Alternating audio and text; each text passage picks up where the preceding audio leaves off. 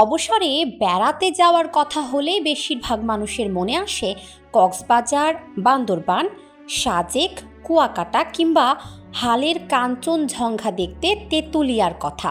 কিন্তু উত্তরবঙ্গেও যে বেড়ানোর জন্য সুন্দর সব জায়গা আছে সে কথা কয়জন জানে? আজ এমনই এক জায়গার কথা জানাবো আপনাদের। আলতা দিঘি কখনো নাম শুনেছেন? রাজশাহীর আশেপাশের মানুষজন হয়তো শুনে থাকতে পারেন, কিন্তু পদ্মা যমুনা পার হয়ে দক্ষিণে এলেই দেখবেন এখানকার খুব কম মানুষই আলতা দিঘির নাম জানেন। নওগাঁ জেলার ধামিরহাট উপজেলার আলতা দিঘি উত্তরবঙ্গে দেশের এক অন্যতম পর্যটন স্পট। উপজেলা সদর থেকে মাত্র 5 কিলোমিটার দূরে প্রায় 43 একর আয়তনের সুবিশাল এক দিঘি। সরকারিভাবে সংরক্ষিত শালবন এবং লাল মাটির পাহাড়ি এলাকার মতো বনের উঁচু নিচু রাস্তায় হাঁটলে গ্রাম বাংলার বিচিত্র রূপের সৌন্দর্য আহরণ করতে পারবেন। আলতা দিঘির নামানুসারে গ্রামের নামও হয়েছে আলতা দিঘি। লোককাহিনী মতে প্রায় 1000 বছর আগে আলতা দিঘি খনন করেন সেখানকার শাসক বটু রাজা। একদা মহারানী আবদার করেন দিঘি খননের জন্য।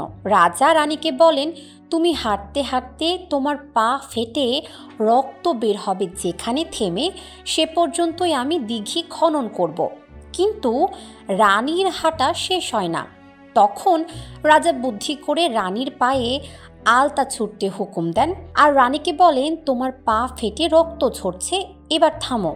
ব্যাস, এভাবেই সৃষ্টি আলতা দিঘি। রানীর পায়ে আলতা পরানোর কারণে এই দিঘির সৃষ্টি, তাই রাজা দিঘির নামকরণ করেন আলতা দিঘি। প্রায় 1 কিলোমিটার লম্বা এবং 400 মিটার প্রস্থের প্রাচীন দিঘিটিকে বৌদ্ধযুগের কীর্তি হিসাবে মনে করা হয়, কারণ দিঘির কাছেই পাল শাসনামলে নির্মিত জগদ্দল বৌদ্ধ বিহার দেখতে পাওয়া যায়। এ বিহারে বিষ্ণু, শিব এবং কোষ্ঠী পাথরের কারুকার্য খচিত নারীর মুখমণ্ডলের প্রতিকৃতি রক্ষিত আছে। সুবিশাল আলতা দিঘিতে আছে প্রায় 55 প্রজাতির দেশীয় মাছ এবং 14,000 প্রজাতির বিভিন্ন জলজ প্রাণীর বসবাস। আলতা দিঘি জাতীয় উদ্যানে মেছোবাঘ, গন্ধগোকুল, শিয়াল, অজগর ও বানর পাওয়া যায়। এছাড়াও বিভিন্ন প্রজাতির পাখি, পোকামাকড় সহ নানা প্রজাতির জীববৈচিত্র্য রয়েছে। বিশেষত শাল গাছকে আলিঙ্গন করে গড়ে ওঠা উই পোকার ঢিবিগুলো সবচেয়ে আকর্ষণীয়।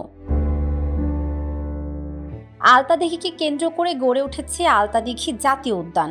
শালবন এবং বিভিন্ন প্রজাতির উদ্ভিদে পরিপূর্ণ 264.12 হেক্টর জমির এই বনভূমি 2011 সালের 24 ডিসেম্বর এটি প্রতিষ্ঠিত হয়। এছাড়াও জাতীয় উদ্যানের পাশের 17.34 হেক্টর বনভূমিকে 9 জুন 2016 তারিখে বাংলাদেশের বন অধিদপ্তর বিশেষ জীববৈচিত্র্য সংরক্ষণ এলাকা ঘোষণা করে। আলতা দিঘির উত্তর পাড় ঘেঁষে রয়েছে বাংলাদেশ ভারত সীমান্ত, যেখানে কাঁটাতারের ওপারে বিএসএফ ক্যাম্প। শীতকালে আলতা দিঘিতে অসংখ্য অতিথি পাখির আগমন ঘটে। এছাড়া দাঁড় টানা নৌকায় চাইলে ভ্রমণও করতে পারবেন। আলতা দিঘি সংলগ্ন গ্রামের বেশিরভাগ ঘরগুলো মাটির তৈরি। আদিবাসী গোষ্ঠী ও তাদের একতলা দোতলা ঘর দেখতে দেখতে গ্রামের ভেতরটা ঘুরে যেতে পারেন। রাজধানী ঢাকা থেকে সরাসরি বাস ও ট্রেনে নওগাঁ যাওয়া যায়। বাস ভেদে জনপ্রতি টিকিটের মূল্য 600 থেকে 1400 টাকা বা তার কম বেশি হতে পারে। আবার কমলাপুর রেল স্টেশন হতেও ট্রেন যাত্রা করে সান্তাহার নেমে রিক্সা, অটোরিক্সা বা সিএনজি চড়ে নওগাঁ জেলা শহরে যেতে পারেন। নওগাঁ জেলা সদরের বালুডাঙ্গা বাস স্ট্যান্ড হতে বাসে চড়ে 40 কিলোমিটার দূরে অবস্থিত ধামিরহাট আসতে হবে। ধামিরহাট থেকে আলতা দিঘি যাওয়ার জন্য আপনি রিক্সা ও ভ্যান পাবেন।